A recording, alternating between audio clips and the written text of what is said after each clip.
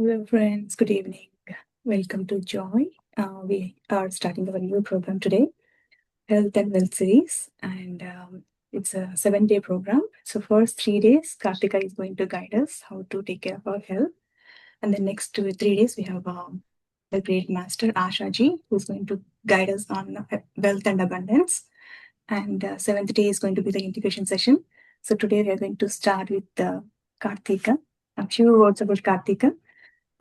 She started her meditation journey in 2021. She has 20 years of IT experience, and she is a national board certified health and wellness coach and the founder of Sangam Wellness. So let's learn the wisdom about health from Kartika today. Welcome, Kartika. Over to you. Thank you, Swayam. Thank you very much. It's So, really an Kartika, you're honor. a IT professional, right? So, how did you become my health coach now?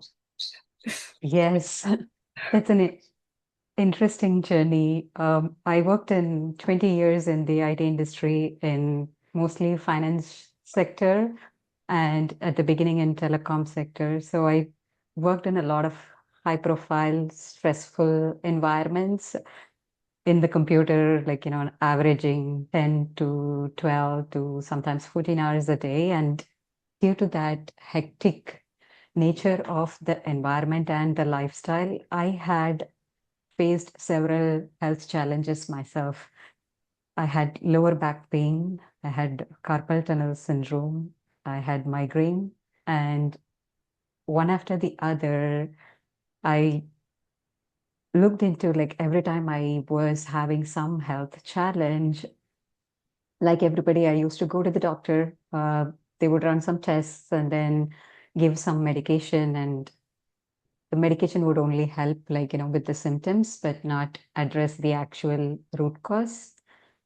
And over time, I started paying attention to, like, my stress and how I was processing my stress and my lifestyle. And I realized that every time I was sick, there was an episode of really hectic, stressful period prior to that. And my body was actually feeling that's when I realized the mind body connection. The body was kind of, showing to me that something needs to change, something needs to be different in the way I approached my lifestyle as well as how I managed stress.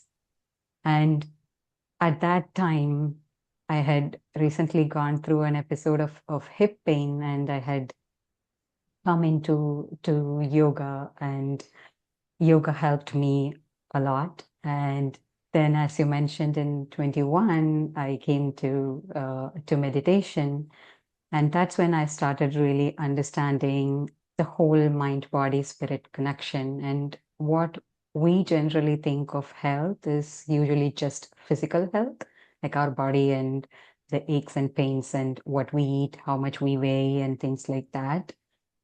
But health itself is more all encompassing of our body, mind, as well as our spirit and soul. So when I was starting to live in that way as a whole being, considering all aspects of my being, I started things turning around for me. I was more energetic than I used to be. I had all of these aches and pains kind of went away. And it's not that I did much difference in terms of a treatment or in terms of what work I was doing, but it was more around how I approached health and a healthy lifestyle. And I was enjoying that for a little while. And then I came to know about a profession called health coaching. It was during a vacation, I had met one of my mentors, and his friend was a health coach. And that's when I came to know that there is actually a support system available for this, and that is called as a health coach. So I became very passionate about this, and I had that wisdom that my own self experiments and my own knowledge that I gained through different experiments that I wanted to share with others, and also share with others in a evidence backed way. And so I went on to study how to become a health coach and what entails becoming a health coach. It was a process of about 2 plus, leading up to 3 years of studying and practicing and then becoming a health coach. That's how I changed my profession from being an IT leader to a health coach. Oh, beautiful and inspirational, Karthika. Your pain has become pleasure for many people now. You Yeah, learn from your pain. you know how they say pain becomes purpose. I think that's really what Yeah, that's right. I Like pain becomes experienced. purpose. Yeah, beautiful. And you're the founder of Sangam Wellness. How did the Yes. name came? Like, is there any meaning towards it? Oh, that's an interesting thing. So when I was studying health coaching and I wanted to do health coaching, a lot of people advised me that usually coaches have their name, right? And their website is based, their company, everything is based out of their name and they are the centerpiece. But somehow that didn't feel right to me. I felt that this is really where I am coming in as somebody, as a peer, not as, someone as an expert, but I have my journey and my wisdom to share, and I wanted to have a name that reflects that. So I decided on Sangam. I speak Tamil. Tamil is my first language, and in Tamil, Sangam means like a community, a place where people come together for the greater good. And that's how Tamil as a language developed, using a lot of sangams. And even in Sanskrit, Sangam means confluence. So you might have heard about the Triveni Sangam, the three rivers meeting point, the holy place. And even in the mindfulness in the Buddhist world, the Buddhist followers, they were all equal. Everybody was considered equal and they were called Sangha. So I envisioned in my practice a way in which I come in and have this community of people who are seeking growth and who are seeking health, and to facilitate that and to really share in their journey and be a part of their journey as well. So that's how the name Sangam came into existence. Beautiful, beautiful, Karthika. I'm so blessed to know about this. And let's start our session. Over to you, Karthika. Yeah. Thank you. We're Thank all you so waiting to much. learn. We're all waiting to learn from you about health. Yes. Thank you. Thank you for this opportunity. And I'd like to give a little bit of a brief. Like I said at the beginning, I had my own challenges that I was trying to overcome. So, in my experience, what I have found is that when health comes easily, when it flows into our life, it is very much sustainable, as opposed to health as being treated as, a second job or a list of item to do in our to-do list of things. So I call my specific approach as health without the hassle. A lot of times we live in the information age where we see so many protocols and so many options available to us in terms of how to take care of our health. And a lot of times they demand more than what we can give.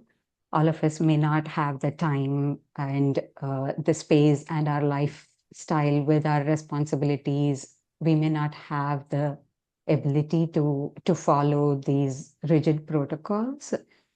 So what I came up with is a concept or a framework called health without the hassle. So, how to let health flow into your life easily and fit your life seamlessly without you having to take it on as a separate project, especially for busy people. We all have in this day and age so many responsibilities to do. So I called it as health without hassle, and it is based on three frameworks, three pillars in this framework. And one is what we eat and how we take care of our physical well-being. And the second one is how we manage stress or how we process stress and how we can take care of our mental well-being. And the last one is about how our days are structured and how our lifestyle is designed so that both the physical and the mental well-being flow easily into our day-to-day life as a general rhythm. So those are the three topics that we'll be talking about in this series as well. And today is the first topic, which is about eating. And we'll go ahead with that now.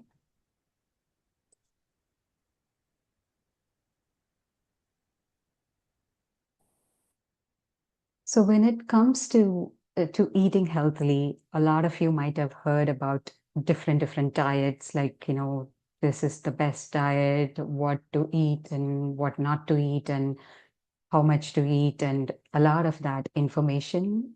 And what I want to focus on today is when it comes to diets, what is a myth? What is some limiting belief that we all tend to have from the information that is available out there? And what is the underlying true fact and what we can take away and implement in our day-to-day lives when it comes to eating healthily? So that's our topic for today.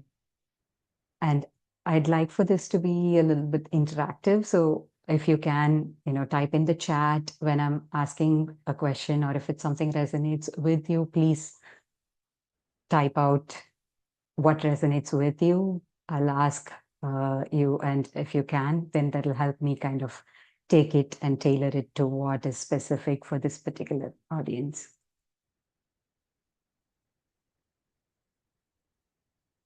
So some of this might sound familiar to you, some of this might not.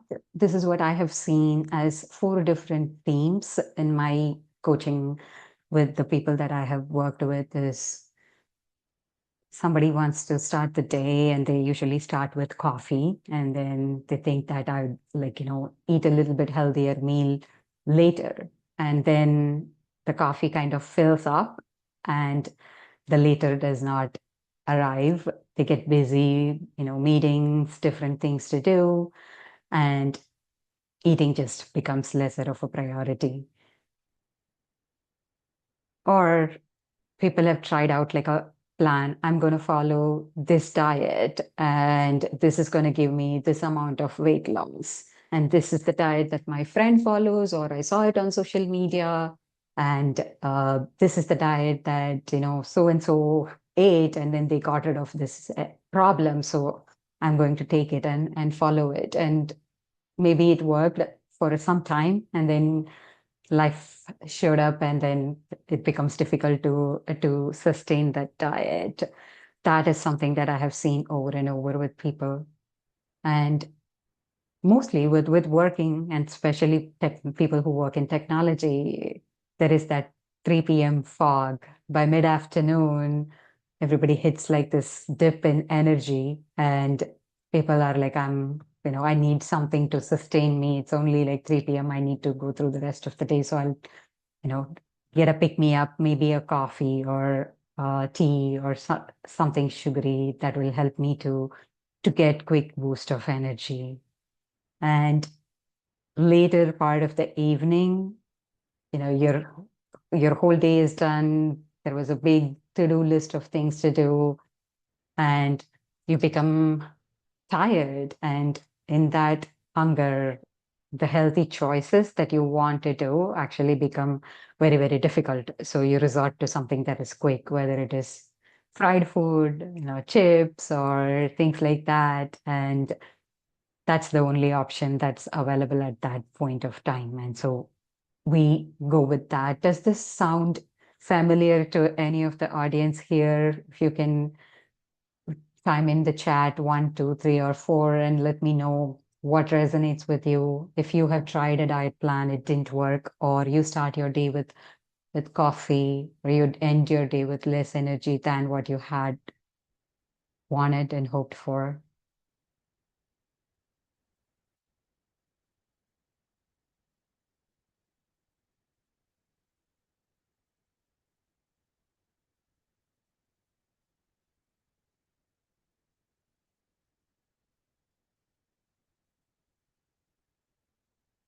Are you able to see, Swayam, if any? Yeah, you're not able to see the chat. Yes, Yeah, actually, Rashmi typed like it goes through all of them back and forth. So, back and forth. Yeah, yeah. And it's like it's very yeah, common. I want to assure everyone that this does not mean that there is something wrong with this. Like I used to think that I'm the only one who had this kind of problem, and people around me probably didn't. But the opposite is true. Because of the hectic 21st century lifestyle that we all go through, this is pretty common for all of us. okay. Someone else So wrote like Chitra wrote option 3 for her, and including me. I don't start my day with coffee, but mid of the day, I kind of go into low energy and I want to sleep. yeah, At that time, I take coffee to recharge correct, myself. And correct. sometimes when I feel Yeah. headache, I'll take coffee. Is it the myth or is it the true? Like if you drink coffee, you'll get relief from your headache, or it is just This it is how we have trained our body. So it is about mm, what we believe in. So that leads into my next slide. Like most of us, what we think is that we don't have willpower or we don't have the discipline to kind of like give up coffee or stick to a particular very strict diet which says cut out all the sugar or cut out this particular thing completely. uh, we think that it is about us, but what the truth is that it's not really about willpower or about discipline. It is about how much we design our day, giving thought into what fuels us and then what beliefs we carry. So Swayam, to your point, a lot of us believe that coffee gives the energy.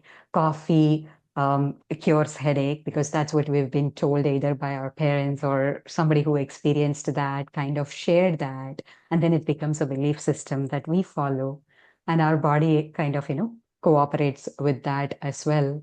And a lot of times, the belief what we have is what drives many of our behaviors. And when we want to change the behavior that we have and shift it to a more healthier behavior, it is the belief that also stands in the way of that shift. So if if you resonated with any of that, and if you had thought that it's either willpower or discipline, then you're not alone. This is not a fact. It's actually just a belief that we have about ourselves. And what we'll go through next is what are some of the common myths and facts, and how we can go about incorporating healthy eating in our life in a sustainable way. So the first myth that I want to address is the discipline and the willpower myth, right? To your point about the 3 p.m., like I want to highlight the graphic there. When we start our day, we usually have more of the willpower in the mornings. And then as we go through the day, we use that both the energy and the willpower up. So as we go throughout the day, it keeps draining. It's not like a finite resource. Just like how our energy is, our willpower also depletes over a period of time during the day.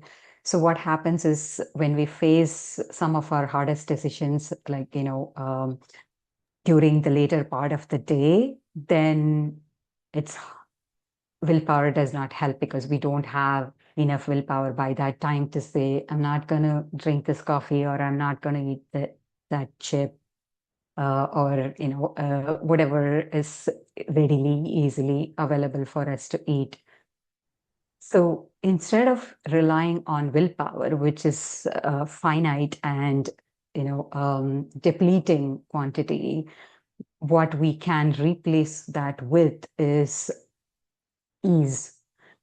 When we make healthy choices, the easier choices, then eating healthy and living healthy becomes the more sustainable one and the more obvious one to take. So when we incorporate our fueling as a design into our day, what happens at the end of the day is we're losing energy. We start our day with more energy, and as we use up the energy, then time is still left. We still have chores to do. That is when we reach for like coffee or something.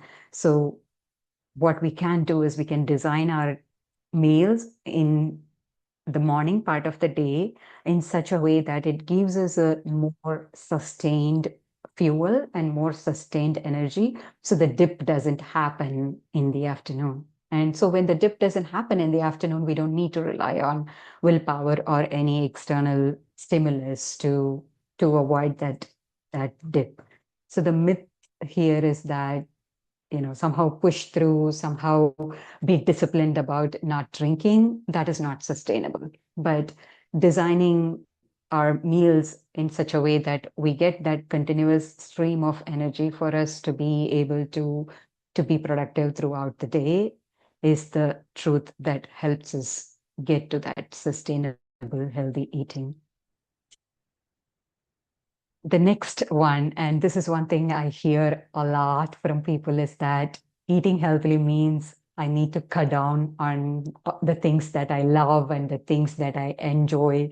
It's all sacrifice, and healthy eating is boring or it doesn't taste good. It's not an enjoyment. But the reality is that it is the way we have been kind of doctrined to think about healthy eating, the restriction that actually creates the tension. Where the moment we say something is bad, something is not ideal, then it creates stress, it creates tension in our mind and brain. And so what happens is the mind wants that more, or it gives excuses like, why do I have to sacrifice this? Like, I don't want to sacrifice this for getting something else. So instead of believing in that myth of, if I have to eat healthy, I have to sacrifice something, what we can do is we can focus on adding more things, adding the things that we love, and more of it takes up more space for, instead of approaching elimination and restriction. So adding things that we love and that is wholesome and that is nutritious, when we think about it that way and approach it from that angle of, I'm adding something that is nutritious for me, that is good for me, and it also tastes good, then it removes the tension and the guilt and the sacrifice. And it enables you to sustain healthy eating without much effort or force, because we focus on adding more things, adding different things, adding variety of things. That is the fact and the truth that helps with sustainable eating. And then the third thing is the time myth. And especially for busy working people, this is one thing that stands between healthy eating. When they want to eat healthy, they are like, oh, I need to spend a lot of time, like, buying a lot of stuff, planning, and then shopping, and then spending time in cooking. And I don't have a lot of that time with me. So I will continue to eat, like, whatever I eat currently. So it only, like, feels like that I need to spend more time. But the actual reality is that when we are not fueling ourselves with wholesome, nutritious food, then it costs us time. We feel like we save time in cooking, but the reality is that the food that we eat is not serving us well, it is not energizing us well. So then small tasks that should take less time actually take more time. So we actually, in an effort to save time, end up losing time in fatigue and energy crashes and in the recovery, just recovering from the energy crashes.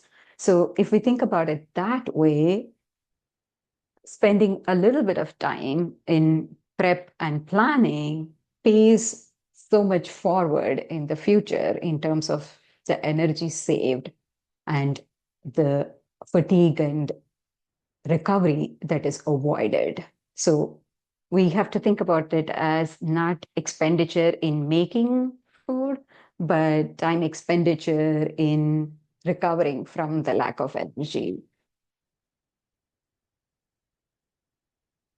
The next one that I'd like to focus on is, and this is a good one because a lot of us think that we're not the experts and we don't know. Like, we need to have this nutrition degree to be able to eat healthy, or we need to know exactly what gives what macronutrients to be able to eat healthy.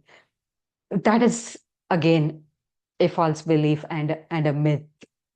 A lot of times we know inherently what is a healthier option, but the real challenge is in translating what we know into doing it consistently over sustainable periods of time.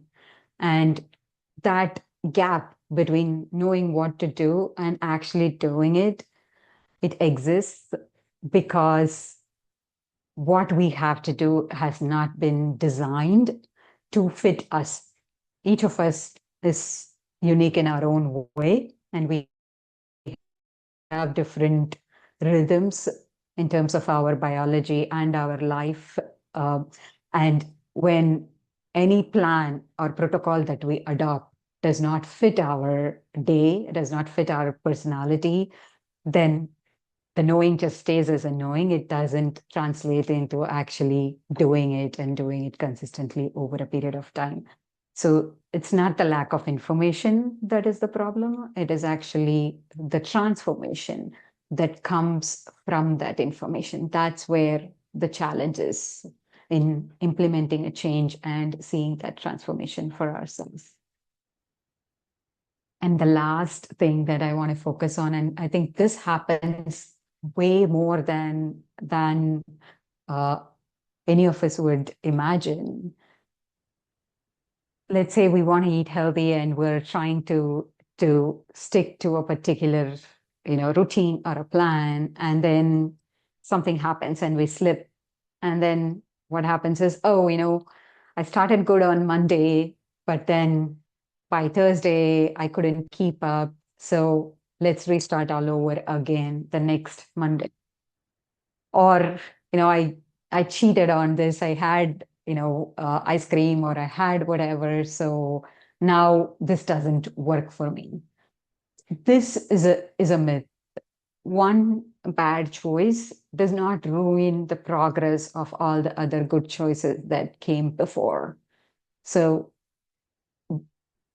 a plan that allows for things to change, a plan that is flexible, a plan that flows with your unexpected things that pop up is a more sustainable plan than a rigid one.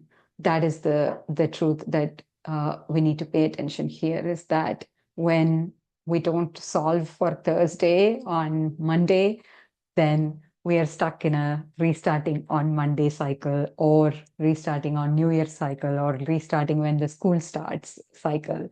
This I have seen a lot with many diets, people going on a diet and then losing weight and then not able to sustain and then gaining that weight back and then starting all over again, and stuck in that treadmill of start restart cycle.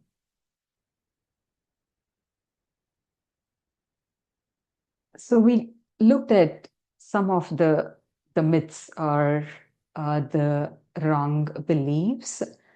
what does the all those myths actually kind of translate into some of our mindsets that we have inherently as a personality?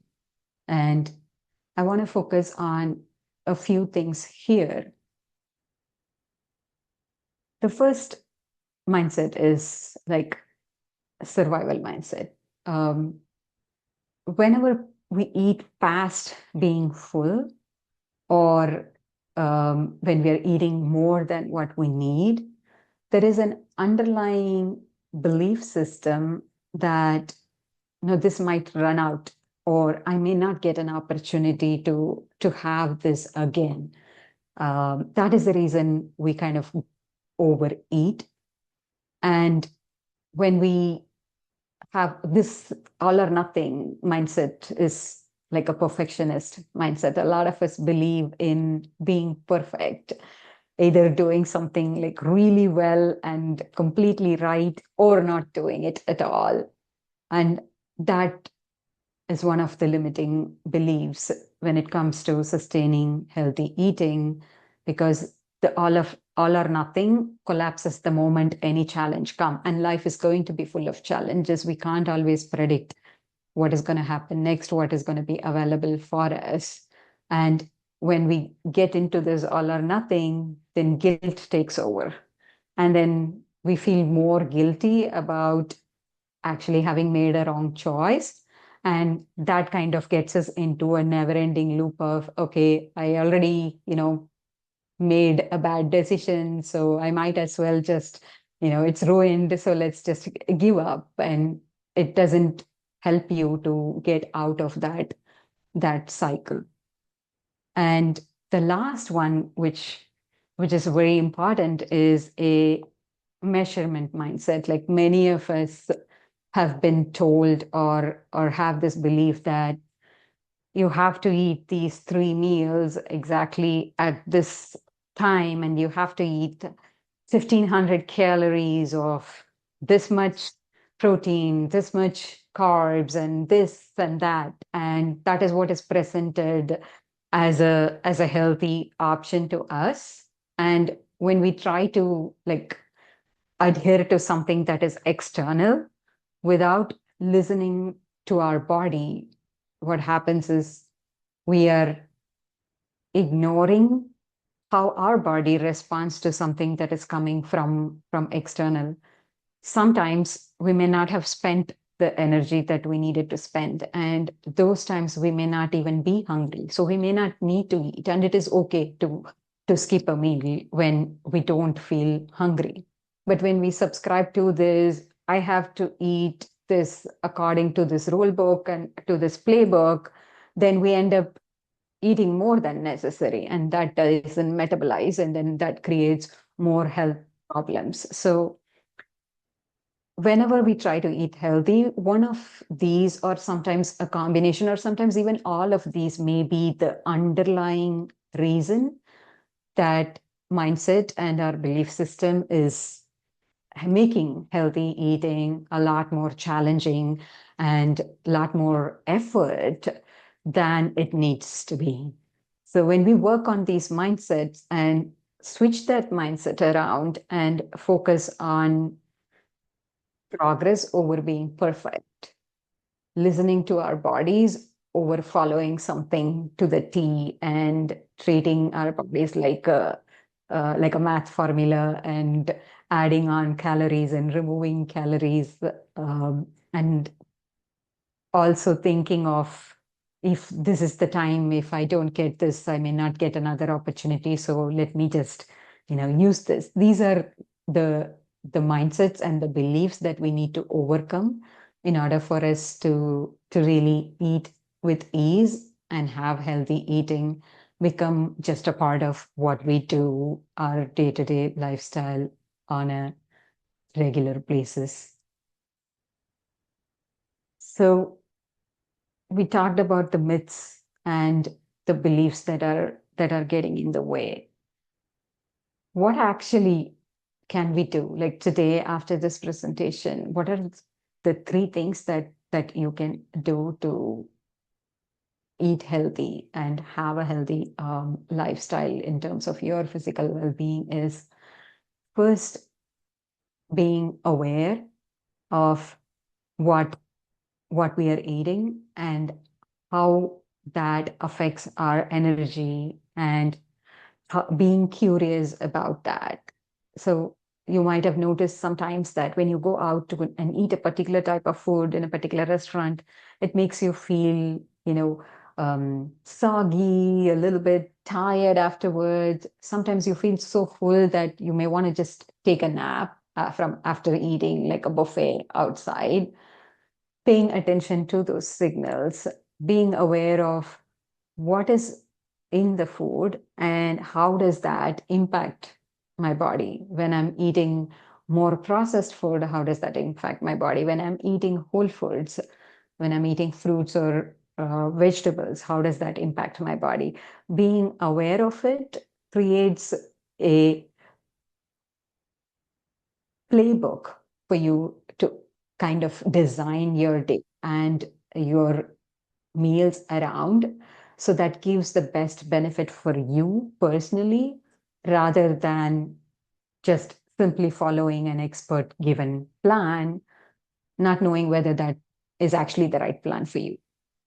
So that awareness is the first step. And then the second shift is to focus on a single manageable swap and using that to build a momentum towards a healthier eating lifestyle rather than going all in and trying to change everything all at once on day one. So, when we focus on small changes over time, the small changes do add up. And when they add up, they give momentum for you to keep going. And it becomes a journey as opposed to something that you just do, for 1 week or 2 week or 1 month as a period of time in your life.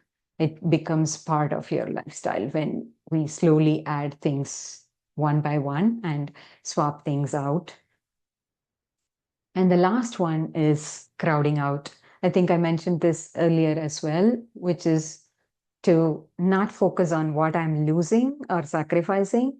Instead of that, to focus on how can I add more of the healthier things. And automatically, the things that you don't need will fall off. You may not even know it.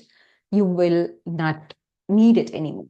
And that's how you will know that um, without much struggle, without focusing on restriction, I've actually eliminated something very easily. And the way to do that is to focus on adding more things. So, for example, if um, you're trying to, let's say, avoid the 3 o'clock coffee, then having a protein rich meal as part of either breakfast or lunch gives that steady fuel so that then the 3 p.m. coffee doesn't become necessary. And so you're not approaching it as, I want to stop XYZ, but you're approaching it as, I want to, maintain my energy throughout, and I want to add things that will give me the fuel that I need. So those three shifts are actually simple, easier, and more powerful than approaching a diet and a lifestyle overhaul on day one.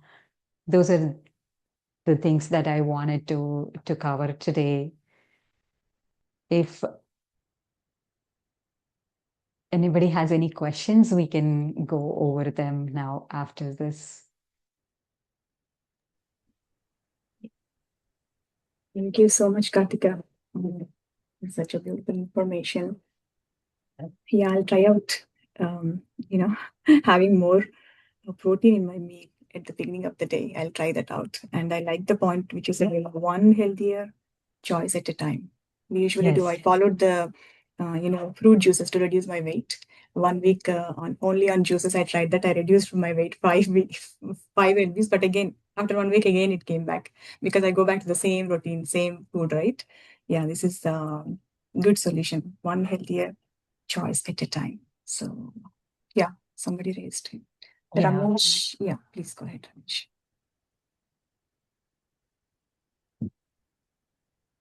Please go ahead. Yeah. I think you're on mute, Ramesh. Yeah, I unmuted him. Yeah. Okay. My question is, vegetarian, it's so hard to find the proteins balance. Yes.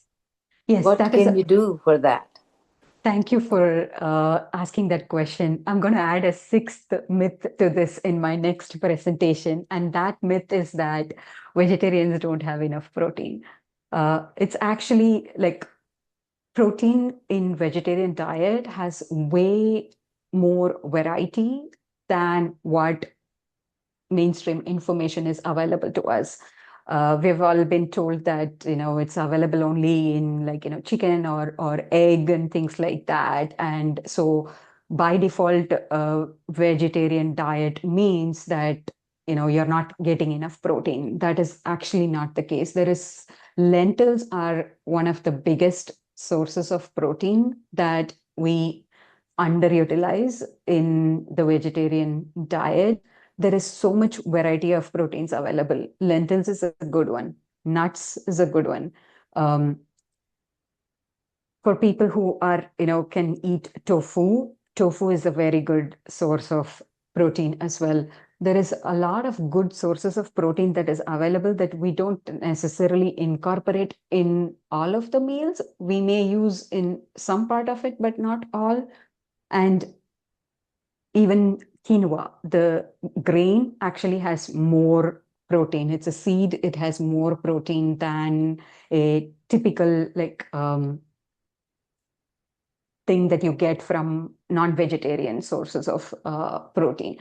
So protein, it's not available in vegetarian diet is actually not true. Vegetarian diet has more variety of proteins. What we need to do is like incorporate them in as much meals as we can, rather than relying primarily on rice or carbs in the vegetarian diet. Like we can add during Navratri, people every day they're fasting, right?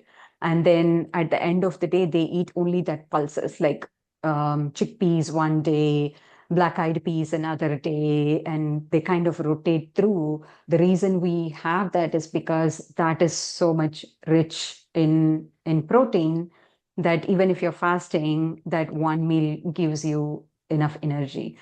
So there's a lot of protein choices. We can even like ask Google or any search engine, like what is the vegetarian protein choice, and you will get so much choices. The trick is to incorporate it as much into as many of our meals as possible. Because lentil has the same amount of carb also. Yes, lentil is a complex carb. So it's carb alone is not a problem. Like carb in itself does not mean that it is bad thing that we should eliminate it altogether. What we need to have is balance, right? When you have lentils and when you have little bit of rice and then incorporate legumes and even vegetables that have protein sources, then you get a good mix of protein source. But sometimes what happens is you know you eat like rice with yogurt or rice alone with maybe little less of vegetables, and that is like primarily everything is carb, right? That is what you want to avoid. But the complex carb that is present in the lentils is not an enemy. It is needed because it is in itself. That's why I mentioned they eat the chickpeas alone, is because it is already having both the protein and the carb source. The moment we keep trying to look for protein only sources that has 100% protein is when we go for meat or artificial things like protein powder and things like that.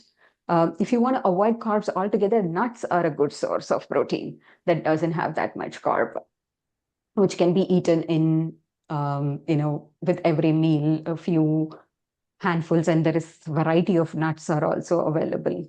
So legumes, nuts, as well as lentils, they are all good sources, and you can, rotate them. When we add more variety to the meals, along with taking carbs also, it does not impact. And nuts doesn't have too much fat? Fat comes primarily from oils, using a lot of oils. That's where fat comes from.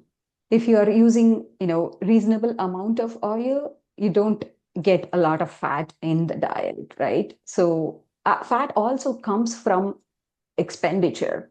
So what I mentioned earlier, right? Like we have to eat 3 meals a day and it's a mandatory. And then irrespective of whether we are hungry or not, we still have to eat.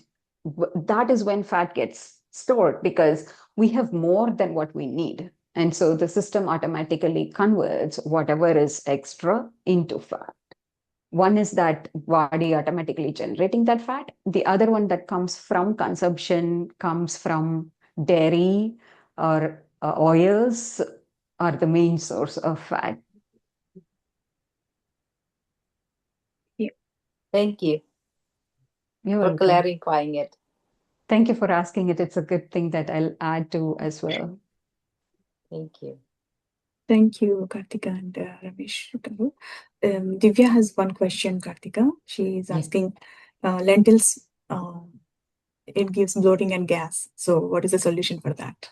Correct. And that's a good question. So that is when the time of the day matters. So a lot of us, what we do is for breakfast, we don't focus on adding more of this wholesome complex carbon protein, or for lunch, we focus on adding it at the end of the day because that is the only time we have got, right? Like we are at work and we eat something quick in the morning, whatever available is what we eat for lunch. And then we try to eat towards the later part of the day. And that's when the body has not had enough movement to digest that food. And so when it is not able to digest and metabolize, that's when it gets converted into gas. So a couple of things to note there is to eat protein as much as possible in the earlier part of the day so that one, it gives you the steady energy as well as it lets your system digest it slowly and use up that energy so it does not become heavy and result in bloating. And the other thing you can always do is add ginger or, humans, things like that, that will help with digestion. And hing. Hing. And hing, yeah, hing too. And one more thing, what I have noticed is your body always has a period of adjustment, right? Whenever you're introducing something new, introduce it in smaller portions and then keep increasing it. And that way, that is the awareness piece that we saw in that slide, is like being tuned to how much is enough for you. So that way, you know what is a quantity that doesn't cause that bloating for you. Sometimes for your physiology, a little less may be sufficient. And one more tip I'll give with respect to lentils is the longer you kind of soak and cook the lentils, the lesser the effect of bloating on that lentils is. If you're straight away taking something and just like, cooking it, it may not completely help in digestion. But if you say soak at least for 15 minutes, and even with the chickpeas, when you soak like, 8 hours or 8 to 10 hours and then cook it, then it is easy on the system to digest.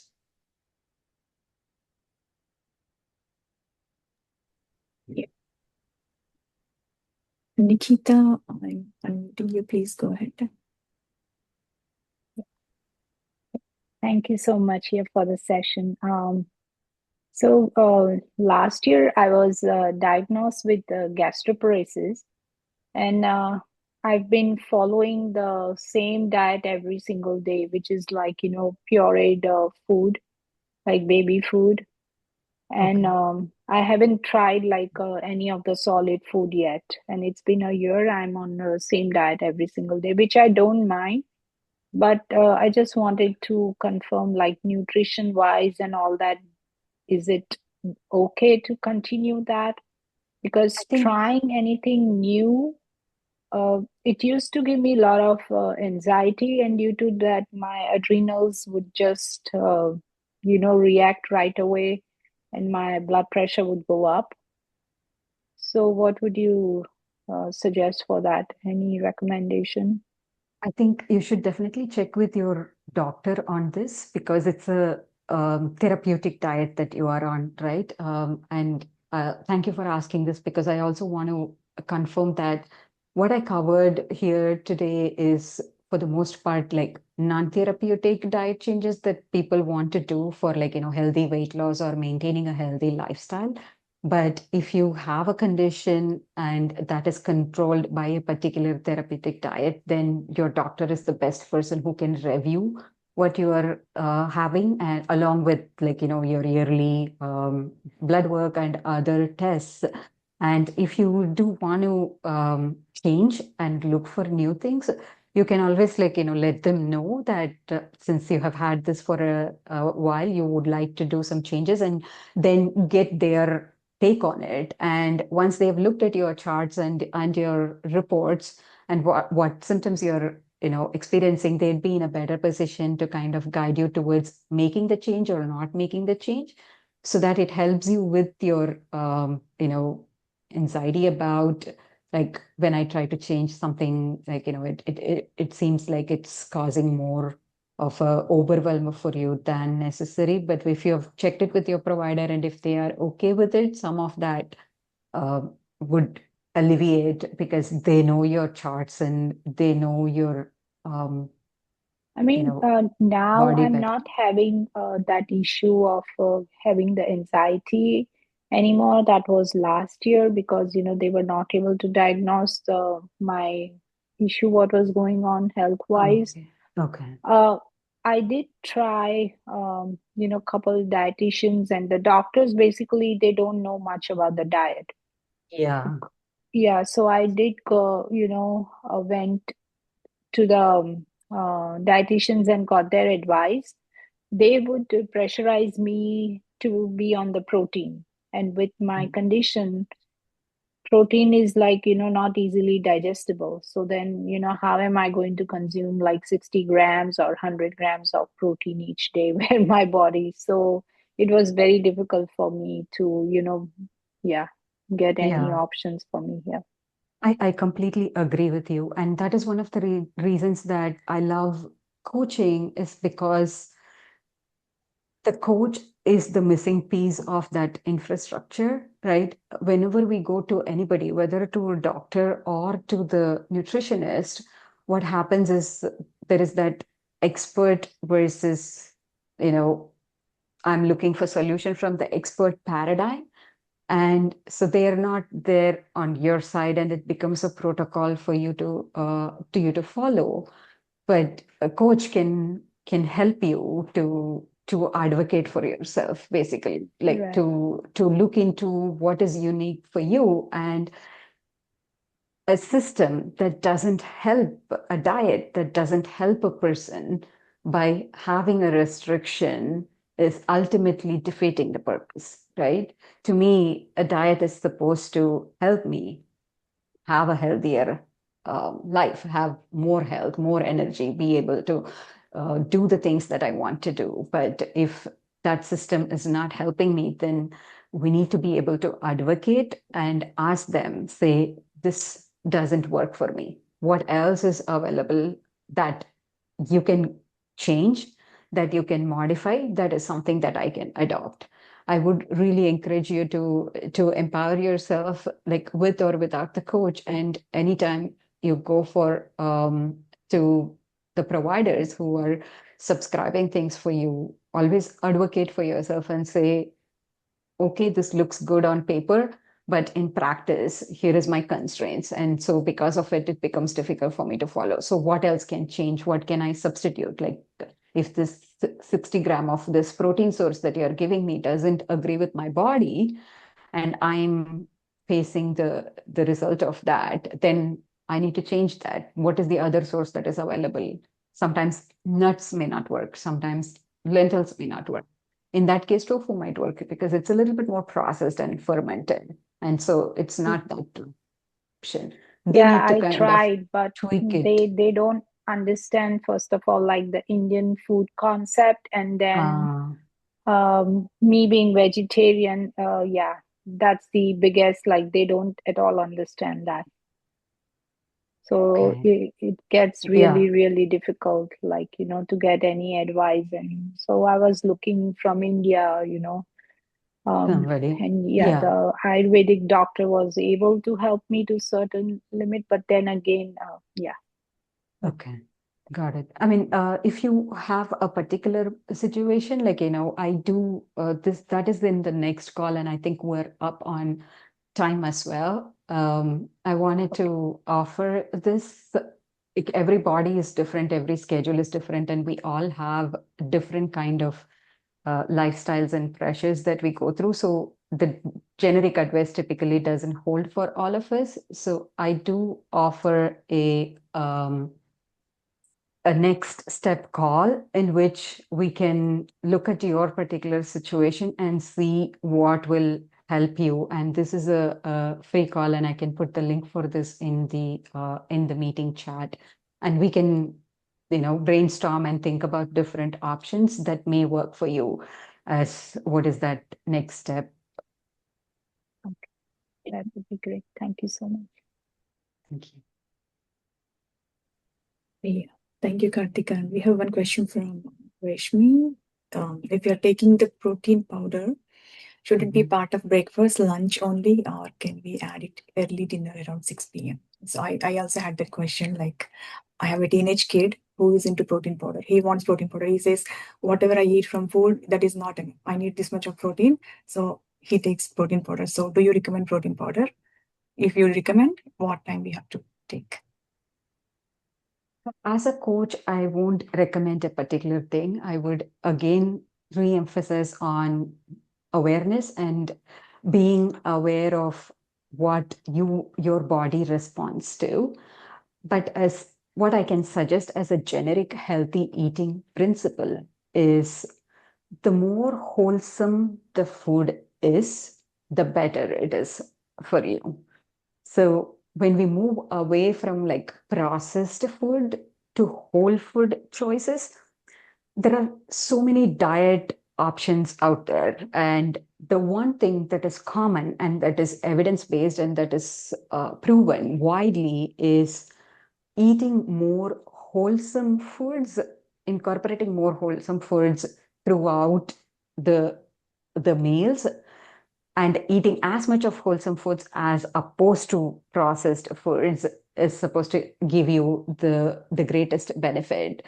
So if I just take that recommendation, which is not a specific diet, it's not a specific component that is recommended, and then apply that to protein powder, the same thing that I mentioned to Ramesh would come into picture. There are so many of other protein wholesome choices that are available that are alternatives and that are healthier alternatives to processed form of protein powder. Is a processed form. It is isolated powder from either milk or from soy or from some other sources.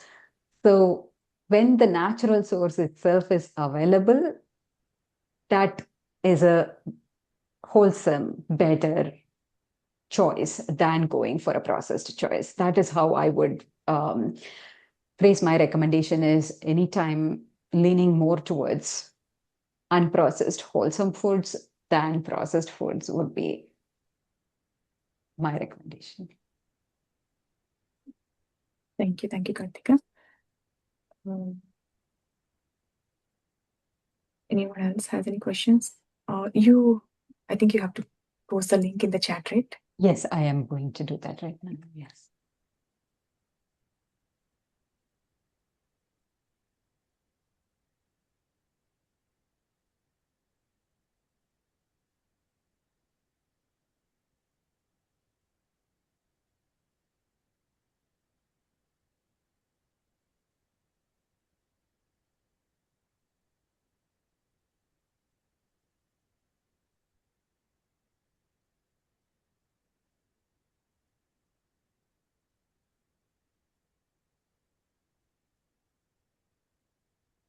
I have given the two links there.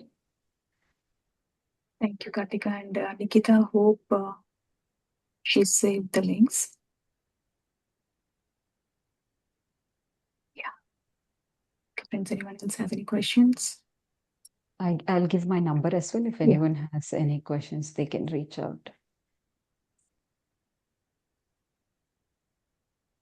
In case you haven't saved the links, my phone number is there, so people can reach out to book a call or have an individual discussion.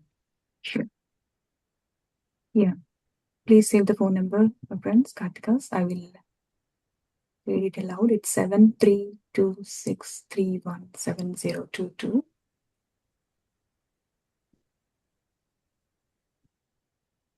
I can also send you the links, Swayam, so you Yeah, can I will post distribute it in the group. I will post in as our well. group. Yes. Yeah. Thank you, Nikita. Okay. Anyone else has any questions?